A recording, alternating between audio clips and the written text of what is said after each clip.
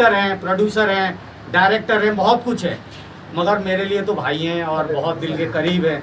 आज गरीब खोली में पधारे हैं, जनता जनार्दन का कार्यालय है छोटा मोटा सा, और मैंने सोचा मेरे भाई को बुलाऊं तो मेरे भाई देख के जाएं कि भाई हमारे किस तरीके से काम करते हैं, कहाँ बैठते हैं, चाहे छोटी हो चाहे बड़ी हो। भाई के सामने तो हमारी हैसियत कुछ नहीं है, मगर सम्मान में अभी कोई कमी नहीं करेंगे जितना हमसे बन पड़ेगा।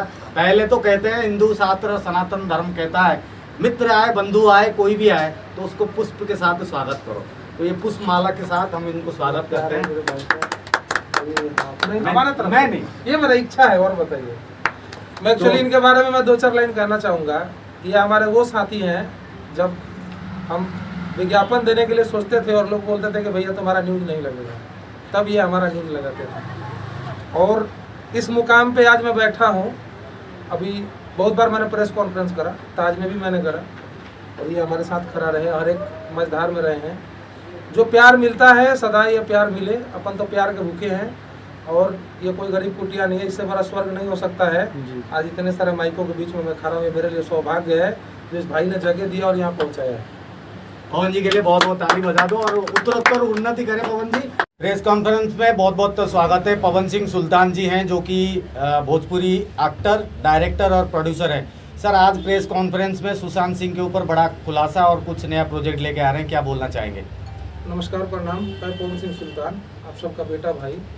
मैं एक बिहार के मिट्टी से बिलोंग करता हूँ। मेरा छपरा जिला घर है, और मैं उस मिट्टी से बिलोंग करता हूँ जहाँ से हमारे माननीय जयप्रकाश नारायण जी उस मिट्टी से निकल के आए हैं। और आज जिस तरीके से जो स्थिति है कि जो भी व्यक्ति एक गलत आवाज़ को सही आवाज़ को प्रेजेंट करने का कोशिश कर रहा है, तो हमेशा उसको गलत आवाज़ को सुनने की ज़्यादा कोशिश की जा रही है। उसके अच्छे आवाज़ का कोई भी किसी भी प्रकार का कोई वैल्यू नहीं दिया जा रहा है। आपने 100 अच्छा किया वो आपका नहीं देखा जाएगा, लेकिन आपने एक बुरा किया वो देखा जाएगा। सुशांत सिंह राजपूत के टाइम में सारे लोगों को पता है कि जम्मू कश्मीर में मेरे को क्वारंटाइन किया गया ताकि मैं बिहार में अमरन अनशन नहीं कर सकूं। बिहार जिस दिन मैं पहुंचा उसके अगले दिन 24 घंटा पहले वहां के सीएम, डिप्टी सीएम दोनों कोरोना पॉजिटिव हो गए। हाई अलर्ट कर दिया गया एयरपोर्ट रोकने के लिए। फिर भी मैं जाकर डुमरी अड्डा गाँव में जो मुझे वहाँ सम्मान मिला, प्यार मिला, मैंने अमरन अनशन किया और उस चीज़ के पीछे खुलासा किया गया। सारी चीज़ें ओपन हुई। सरकार ने एक नया डिसीजन लिया, जिस डिसीजन के बिहेव पे जो बड़े बड़े सेलिब्रिटियों का नाम बदनाम करने का काम किया जा रहा था, जो वहाँ पे एक्ट्रेस थी उनको एक गलत तरीके से प्रेजेंट करने का काम किया गया था, जो कि पीछे में ऑलरेडी सारे एक एक गतिविधि के ऊपर मैं सुशांत सिंह राजपूत के ऊपर हर चीज़ के पीछे मैंने बगावत करने का काम किया कि जो सही है वो सही निर्णय लिया जाए, जो गलत है वो गलत निर्णय लिया जाए। सरकार ने लेट सुनी लेकिन सुनी। अब स्थिति ये है कि जिन लोगों को उस टाइम प्रॉब्लम था मेरे से, तो उनको मौका मिला नहीं, तो आज हर कोई एक रंजिश के बिहेव पे मुझे परेशान करने का, प्रेरित करने का और हर तरीके से बदनाम करने का काम मार्केट में किया जा रहा है।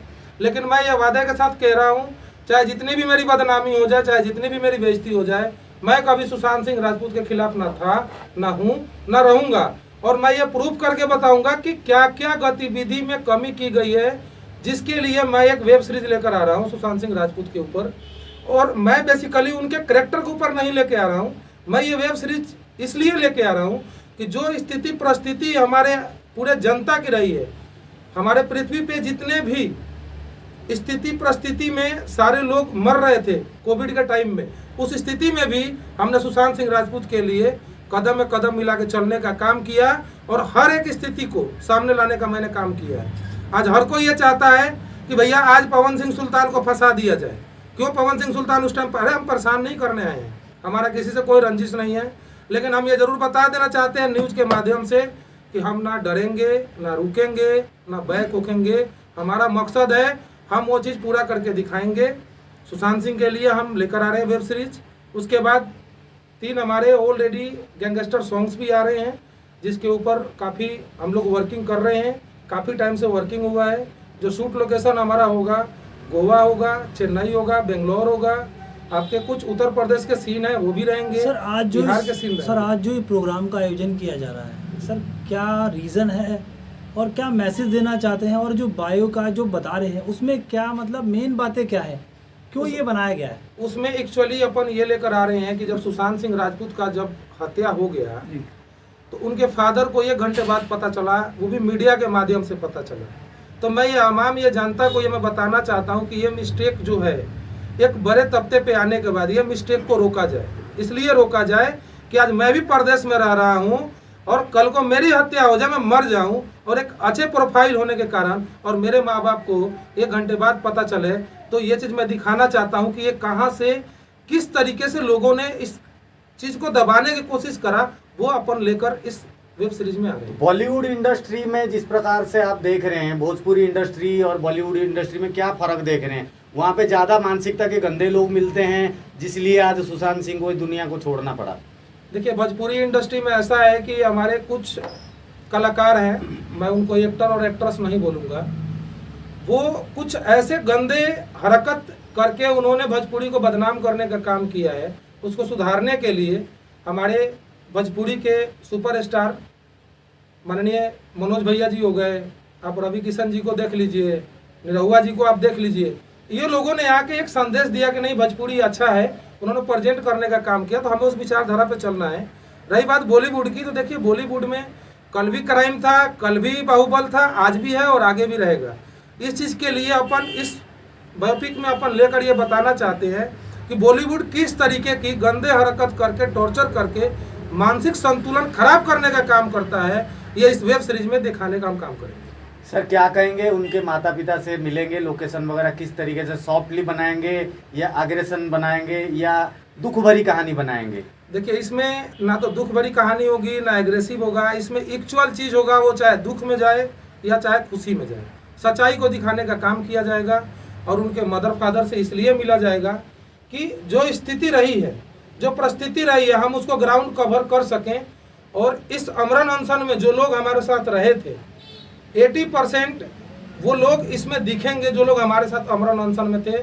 MP MLA जो भी थे, हमारे गांव के चाचा बाबा भैया जितने भी लोग थे, हमारे जितने मित्र थे, सारे लोगों को लाने का हम कोशिश करेंगे ताकि हम एक संदेश दे सकें कि हमने अमरन अनशन जहाँ किया था वहीं का सिचुएशन में हम शूट भी करेंगे। सर, सुशांत जी का ये मैटर काफ़ी हाईलाइट हुआ था, क्या कारण रहे कि जो इतनी बड़ी उनके साथ घटना घटी, उसके बारे में कुछ थोड़ा सा बताएं। देखिए, दिक्कत ये थी कि वो एक बिहार के बेटा थे और मैं ये पहले भी खुले मन से बोला हूँ। मैं उस टाइम अपने माननीय अमित शाह जी को भी मैंने लेटर लिखा था, जिसका कवर ऑलरेडी जनता जनार्दन न्यूज़ से मेरा हुआ था। मैंने मुंबई महाराष्ट्र CM को भी मैंने अवगत कराया था, बिहार के CM को भी कराया था, हमारे देश के माननीय प्रधानमंत्री जी, हमने इन तक भी हमने अपना संदेश पहुंचाने का काम किया था। बेसिकली इसमें यह चीज़ था कि वहाँ इंडस्ट्री के अंदर कोई भी ये नहीं चाहता कि किसान का बेटा, गरीब का बेटा यहाँ पे आके एक अच्छा नाम और शोहरत कमाने का काम करे, खासकर बॉलीवुड में आज, खास करके बॉलीवुड में। ये चीज़ भोजपुरी में नहीं है। आज एक लड़का यूट्यूब पे वीडियो बनाता है, सर, वायरल हो जाता है, भोजपुरी का स्टार हो उनकी जाता है। डेथ के पीछे क्या राज रहा, क्या आप कुछ ऐसा खुलासा करना चाहेंगे? हाँ बिल्कुल, मैं खुलासा करना चाहूँगा। ऑलरेडी CBI का जब आप रिपोर्ट उठा के देखेंगे तो उसमें ऑलरेडी दिखा दिया गया है कि भैया ये सुसाइड नहीं है। लेकिन मैं आज भी ये बात डंके की चोट पे कह रहा हूँ कि ये आत्महत्या है, सुसाइड नहीं है, ये मर्डर है। और वो मैं अपने इस वेब सीरीज के माध्यम से दर्शाने का काम करूँगा और पर्दे और लहजे को ध्यान में रखते हुए मैं हर एक गतिविधि को बताने का काम करूँगा। और सुशांत सिंह के बायोपिक के साथ साथ और कोई, आप तो रेगुलर एल्बम वगैरह भी लॉन्च करते हैं, कोई और हालिया दिनों में और कुछ? अभी हमारा 3 एल्बम आ रहा है और उसके बाद अभी हम लोग सनातन के ऊपर बहुत बड़ा काम कर रहे हैं, जिसके लिए हमारे माननीय आलोक भाई हमारे सहयोगी हैं, ये बताएंगे। उस प्रोजेक्ट पे काफ़ी काम कर रहे हैं। जी आलोक जी। जी, एक्चुअली क्या है कि आपको पता होगा कि हमारे सनातन धर्म के बारे में बहुत सारे कम लोग को इन्फॉर्मेशन है। अगर हमारे पास कोई भी मंदिर अगर आप जाते हैं तो उसके हमारे ना दादाओं की इन्फॉर्मेशन है, ना बाबाओं की इन्फॉर्मेशन है, और बच्चा पूछता कि पापा ये कैसी है, you don't know about this. तो उसके लिए हमने एक ऐसा चीज़ें निकाली हुई अपने ग्रंथों से, अपने वेदों से, और उसके बिहा पे बहुत एक बड़ा प्लेटफॉर्म OTT के बिहा पे लेके हम आ रहे हैं, लॉन्च कर रहे हैं, जिसमें से हर बंदा हर ये जान सके कि सनातन धर्म एक्चुअल में क्या है। जो चीज़ें हमारी गुरुकुल के माध्यम से बंद कर दी गई थी, तो वो आप OTT मनोरंजन के माध्यम से देख सकते हैं। और उसके पीछे बहुत बड़ा काम, लगभग वर्कआउट पूरा फाइनलाइज हो गया है। और जैसे कि हमारे सुल्तान भाई को बताया कि अब इनको कब लॉन्च करना है, यही डिसाइड करेंगे कि दुबई से लॉन्च करना है कि इंडिया से डिसाइड करना है। तो अब सारा प्रोफाइल इनके हाथ में है। अभी हम लोग इसके ऊपर बड़े तख्ते पे काम कर रहे हैं और इसको हम लोग दुबई से लॉन्च कर रहे हैं, इंडिया से हम लोग लॉन्च नहीं कर रहे हैं, क्योंकि लोगों को एक संदेश और एक मैसेज देना चाहते हैं कि हमारा जो सनातन है उस सनातन को हमें समझने की ज़रूरत है। हमें हर एक मंदिर में जाके जो भी हम आप देखे होंगे बहुत ऐसा मंदिर गांव के बगल में होता है, कभी पूजा ही नहीं होता है और दिवाली में देखिएगा तो दीप जला दिया जाता है। तो उन लोगों को भी जागरूक करने की ज़रूरत है कि यदि घर के बाहर है तो एक दिया जलाने का आप काम करें, उनको ज़रूर एक अच्छा मैसेज देने का काम करेंगे। जहाँ तक धर्म की बात है पवन जी, आप सोशल मीडिया में काफ़ी आपकी वायरल होती है, आप भिन्न भिन्न जगह में जाते हैं कि एक ऐसी शमशान में जाते हैं जिसके साथ आपका कनेक्शन काफ़ी अच्छा लगता है। क्या कहेंगे, सनातन धर्म और स्पिरिट के साथ आपका क्या नाता है, किस तरीके से समझते हैं धार्मिक चीज़ों को? देखिए, मैं एक्चुअली सनातन धर्म का तो मैं रिस्पेक्ट करता हूँ, करता रहूँगा, क्योंकि मैं जन्म लिया हूँ। और मैं जब जाता हूँ मणिकर्णिका में तो जो शमशान घाट है वहाँ पे, तो वहाँ पे एक्चुअली मुझे ये चीज़ देखने को मिलता है कि आदमी जब रोड पे होता है तो एक रिक्शा वाला गाड़ी में लड़ा देता है उसको, तो उतर के तेवर दिखाता है, कहता है मार देंगे फाड़ देंगे। एक एटीट्यूड में होता है, भाई भाई के साथ हत्या कर दे रहा है, पड़ोसी पड़ोसी से नहीं बन रहा है। लेकिन वहाँ पे जाके देखिए इतनी शांति से, यदि 50 लाशें जल रही हैं तो एक दूसरे को कोई लाश डिस्टर्ब करने का काम नहीं कर रहा है। तो पहला सीख तो इंसान को जाकर वहाँ सीखने की ज़रूरत है, जो मैं जाकर वहाँ सीखता हूँ। दूसरा चीज़ कि हम चाहे जितने बड़े लेवल के हैं, कुछ भी हमें जाके मिट्टी में मिल जाना है। तो मेरे कहने का मतलब इतना है और इतना संदेश देने का काम है कि हम लोग प्यार और एकता से, यदि कोई आपस की रंजिश भी है किसी भी व्यक्ति के साथ, बैठ के सुलह करो। कोई बात करने से बड़ा मसला हल हो जाता है। ये मेरा पर्सनल लाइफ का एक्सपीरियंस है और मैं दावे के साथ बोल सकता हूँ इस धरती पे ऐसा कोई काम नहीं है जो हर एक वो इंसान नहीं कर सके। बट अक्सर क्या होता है, लोग गोल जरूर फिक्स करते हैं लेकिन मंजिल तक नहीं पहुँच पाते हैं, क्योंकि दिल में अक्सर उनकी जज्बात और बात वो अक्सर भूल जाके ये अपने गोल को फोकस नहीं कर पाते हैं। जिस चीज़ को आज हर एक युवा नहीं समझ पा रहा है और लास्ट में क्या कहता है, मैं तो फेल्यूर हो गया। अरे फेल्यूर क्या है, कुछ नहीं है भाई। आज वहाँ जाके देखिए ना, आज वही फैमिली हम आज जिंदा है, आज हमें स्क्रैच लग जाए तो हमारे माँ बाप हमारे लिए रोएंगे, लेकिन जब हमारी लाशें वहाँ जलती है तो उसके बाद जब हम प्रॉपर नहीं जल पाते हैं तो हमारे सामने बांसों से हमें धक्का देकर जलाने का कार्य किया जाता है। उस टाइम कोई फैमिली और कोई भी पेरेंट्स ये नहीं कहता है कि हमारे बेटे के साथ ऐसा क्यों हो रहा है, हमारी बेटी के साथ क्यों हो रहा है, हमारी बहू के साथ क्यों हो रहा है, हमारी माँ के साथ क्यों हो रहा है, क्योंकि सबको ये बात पता है, ये परंपरा है, जीने आए हैं तो मरना है। और कुछ मैसेज देना चाहेंगे भोजपुरी इंडस्ट्री को या बॉलीवुड को, क्या कुछ बताना चाहेंगे? मैं अभी बिहार से रिलेटेड एक हमारा संदेश है और वो मैं देना चाहूँगा। और मैं बिहार से रिलेटेड कुछ बहुत अच्छा वर्किंग करने जा रहे हैं, जिसके लिए हमारे आलोक भाई इस चीज़ को प्रेजेंट करेंगे, बताएंगे। अभी क्या है कि जैसे कि पता है कि क्रिकेट की गेम के मामले में बात करें तो हमारे हिंदुस्तान नंबर 1 पे लगभग आ रहा है। तो सुल्तान भाई ने ये डिसाइड किया हुआ है कि हम अपने लोकल टैलेंट को, स्पेशली फॉर द बिहार, जैसे कि IPL हो रहा है, वैसे BPL का उन्होंने BCCI से लगभग उनका फाइनलाइजेशन हो गया है और बहुत जल्दी एक सारे युवाओं को लेकर जो रणजी में खेल रहे हैं, जो बाकी सारे प्लेयर्स हैं, एक BPL के माध्यम से उनको क्रिकेट एसोसिएशन पे उतारेंगे बिहार में। तो जो एक लीग कराने के चक्कर में, और उसमें लगभग टीम भी उन्होंने फाइनलाइज कर दिया है, तो मैं भी बहुत जल्दी उसे ऑन ग्राउंड कर देने वाले हैं। और बाकी कैरियर में सुल्तान भाई, तो इसके ऊपर हम लोग काम कर रहे हैं ताकि जो हमारे बिहार से रिलेटेड जो यूथ है जो बहुत अच्छा खेलता है और वो सही जगह पर नहीं पहुंच पाता है, तो उसको हम लोग ये चाह रहे हैं कि अपने माध्यम से और हमारे पूरे आवाम के माध्यम से उनको सही दिशा और सही जगह पहुंचाने का काम किया जाए।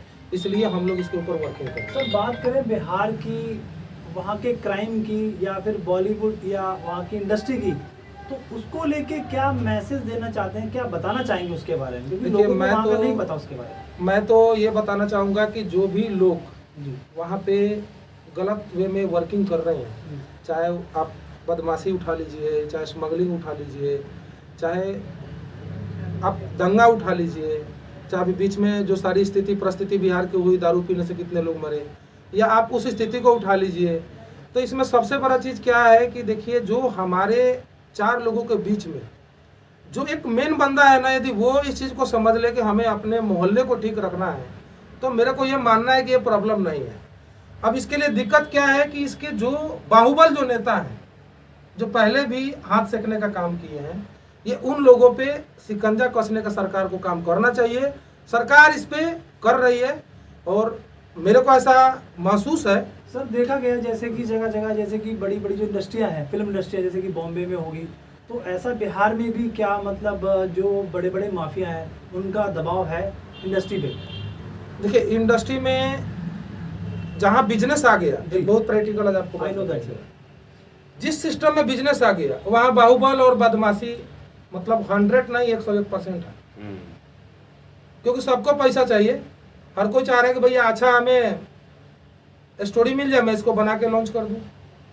अब आपको लग रहा है, आप देख लीजिए उदाहरण के लिए आज सुशांत के लिए हम लोग कहीं बैठे ऐसा हुए तो नहीं है सर, यही कहीं ना चीज़ है। कहीं शोषण किया जा रहा है या दबाव में कुछ इंडस्ट्री पे कुछ ऐसा प्रेशर है?